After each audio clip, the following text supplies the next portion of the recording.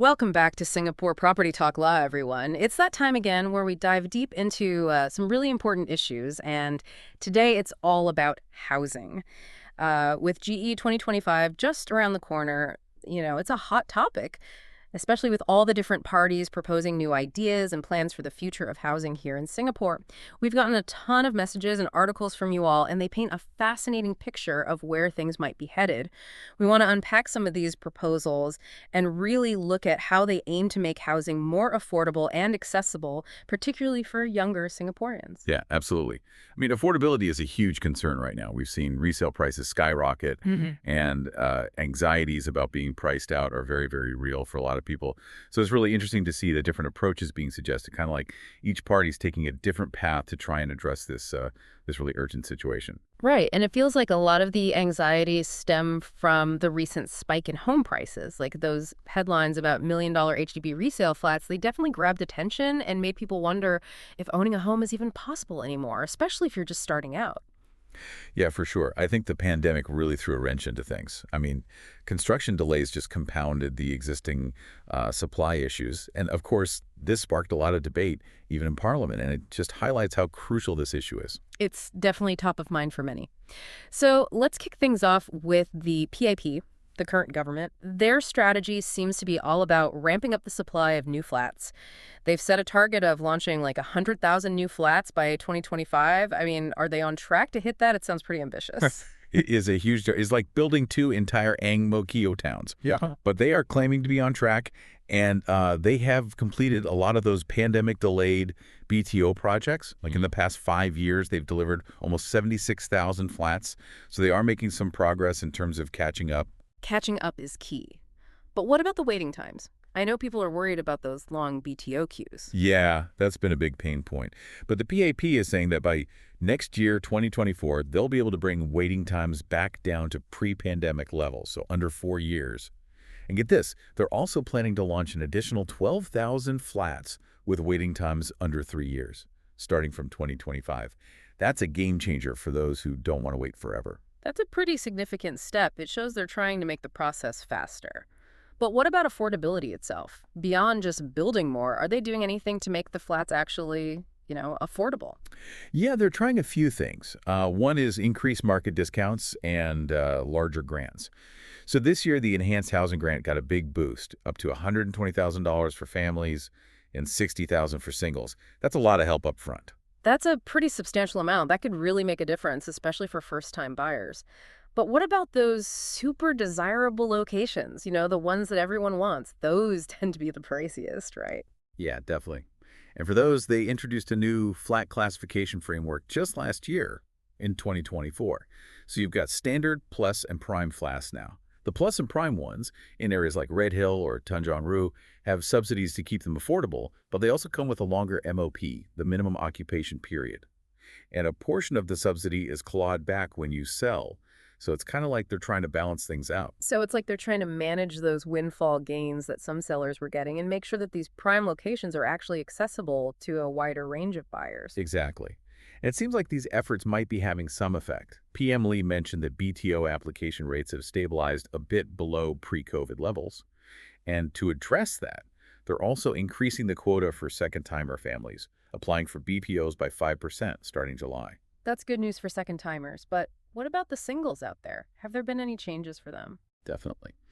Since October of last year, they can buy 2-room flexi BTOs in all locations, which gives them a lot more options.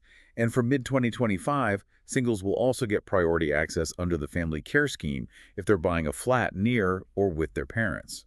So that's a big win for singles, especially those who want to be close to family. It's interesting how they're trying to cater to different groups, like recognizing that singles have their own unique needs and desires, but it's not all about new flats, right? The PAP has also been trying to cool down the resale market. What have they done there? Yeah, they've been pretty active on that front. They've implemented several rounds of cooling measures since 2021. Like they've increased the ABSD, that's the additional buyer stamp duty, the tax you pay when you buy a second or subsequent property. They've also tightened the TDSR, the total debt servicing ratio, which limits how much you can borrow, and they've lowered HDB loan limits. Right. So they're trying to manage how much people are borrowing and make sure that folks aren't overstretching themselves financially, especially with those rising prices. Exactly. They also introduced this rule where private property owners have to wait 15 months before they can buy a non-subsidized HDB resale flat. That came in September 2022. And they've even reduced the loan-to-value limit further. So all these measures are aimed at cooling that resale market. It's a whole package of measures. Now, let's shift gears and talk about the Workers' Party, the WP. They've been pretty vocal, calling for a complete reboot of housing policies. They seem to believe that the current measures aren't enough. Right, Louis Chua, one of the WP members, said back in 2023 that what's being done now is just not adequate. They're pushing for a more proactive approach, where homes are built ahead of demand instead of reacting to shortages. Hmm. They also want to see a big expansion of the public rental market. So they're kind of challenging that traditional emphasis on homeownership, right? It's like they're saying, hey, renting should be a viable option too, which is a pretty different perspective. Yeah, they argue that the rental market has been kind of neglected, and they even proposed this expanded public rental scheme in 2021, one that caters to a wider range of income levels. It's like they're saying, look at Switzerland or Germany. These countries have high living standards, even though homeownership rates aren't as high. It's a different model. It's a very different model, one that many wouldn't expect in Singapore.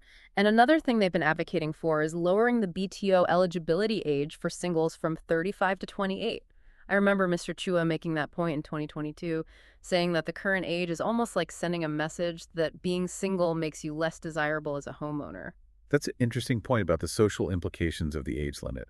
It does kind of create this perception that singles are somehow less entitled to housing or Yeah. that they need to wait longer to access it. The WP sees that as unfair. So they're pushing for more equity and earlier access for singles. Mhm. Now, what about the Progress Singapore Party, the PSP? They've also been calling for a public housing policy reset, right? What are their big ideas? So the PSP has this affordable home scheme, which is quite unique.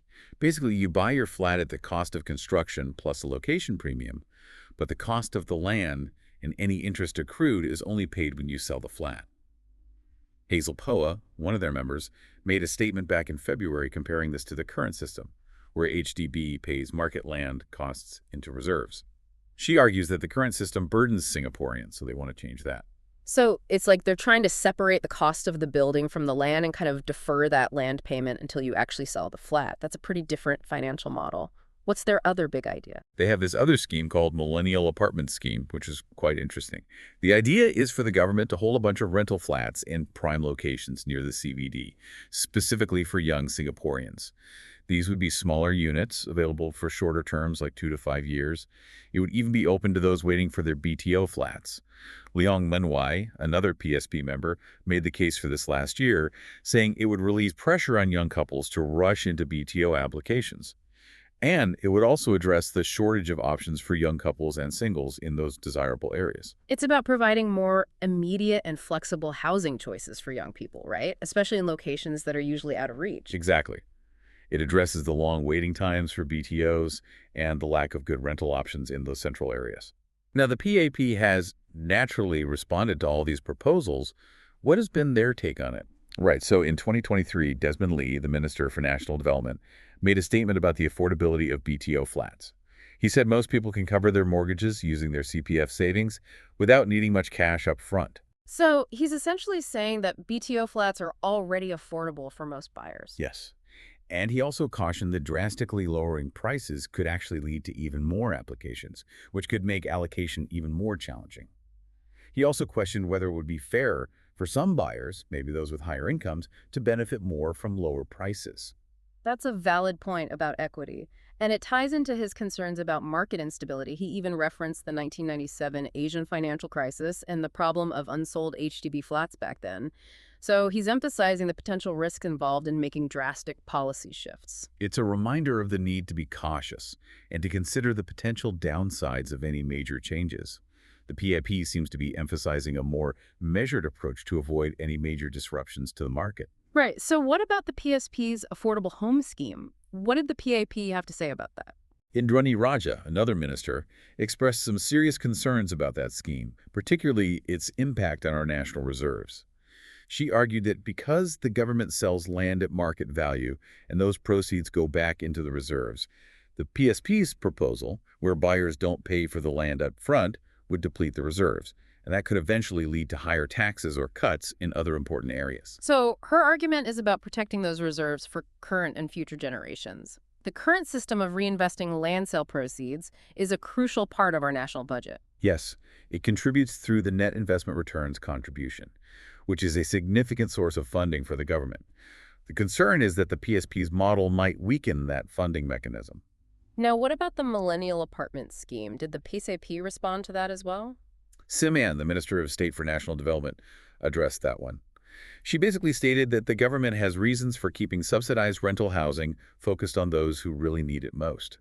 She emphasized the PP's belief in the importance of homeownership for nation building and financial security. So it's about maintaining that emphasis on homeownership as a core principle of Singaporean society. And they believe that subsidized rental housing should be targeted, not widely available. Right, that seems to be their stance.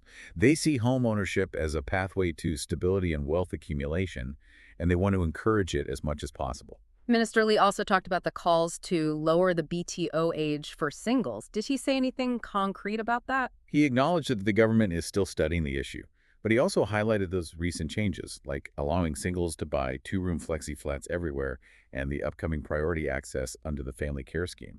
So they're making some adjustments, but not a complete lowering of the age limit just yet. So they're taking it step by step, trying to address the concerns of singles while also maintaining their overall approach. Now, I'm curious to hear what independent analysts make of all these different proposals. Do they lean towards any particular approach? Well, many analysts seem to view the PAP's approach as taking a longer-term view. They see it as aiming for stability in the market through increasing supply, providing grants, and making targeted interventions. Analysts like Lupa and Hakim from 99.co and Christine Sun from Orange Tea Group seem to support this perspective. So it's about maintaining a stable market and avoiding any sudden shocks or fluctuations. Exactly. They're managing both supply and demand to keep things balanced. In contrast, the WP and PSP are often seen as focusing more on the immediate needs of certain groups, which is understandable given the current anxieties about affordability. But some analysts have also pointed out potential downsides to some of the WP and PSP proposals, right? Yeah, like Felix Tan and Christine Sun have said that lowering the BTO age for singles, while good for them in the short term, might lead to them needing bigger flats later on, which could then destabilize the resale market. It's like a ripple effect. You change one thing and it can have unintended consequences elsewhere. Right. And there are also concerns about the long-term costs of expanding the public rental market. Chua Bing Huat, for instance, has said that rental income would need careful management to cover maintenance and future construction so it doesn't burden public finances. And Christine Sun wonders if preferential rental rates in the city, as proposed by the PSP, might make flats in other areas less attractive. It's a complex web of interconnected factors, isn't it? Every decision has potential repercussions. Absolutely. And Gillian Coe from the Institute of Policy Studies highlighted this beautifully. She said that housing policy is this constant balancing act of providing affordable shelter, creating valuable assets for people, and maintaining long-term value, all within the limitations of our land. And Dr. Wu Junji noted that the PAP's policies have helped with asset appreciation through the resale market, which is important for retirement savings for many. Right. It's not just about housing. It's about the entire ecosystem, the economy, and the long-term well-being of individuals. Absolutely.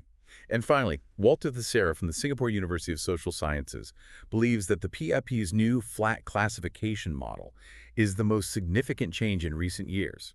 He says it's fundamentally changing pricing and eligibility for those higher value HDB flats. And he points out that application rates for those flats have actually dropped because the potential for big profits on resale is lower now. So the PAP is directly trying to tackle the issue of high-value HDBs and the so-called lottery effect. Yes, and Professor Teixeira finds it interesting that the other parties haven't really addressed this specific issue as directly as the PAP has with this new framework. It's clearly a point of difference in their approaches. So as we can see, with GE 2025 approaching, there's a wide range of ideas being floated about the future of housing in Singapore. From boosting supply and adjusting eligibility to rethinking ownership models and expanding rental options, each proposal comes with its own pros and cons. What are your thoughts on these approaches? It's a complex issue with no easy answers, requiring a balancing act to meet the diverse needs of Singaporeans while ensuring a stable and sustainable housing market. We hope this deep dive has provided some clarity on the current discussions. What questions does all of this raise for you about your own housing journey? let us know.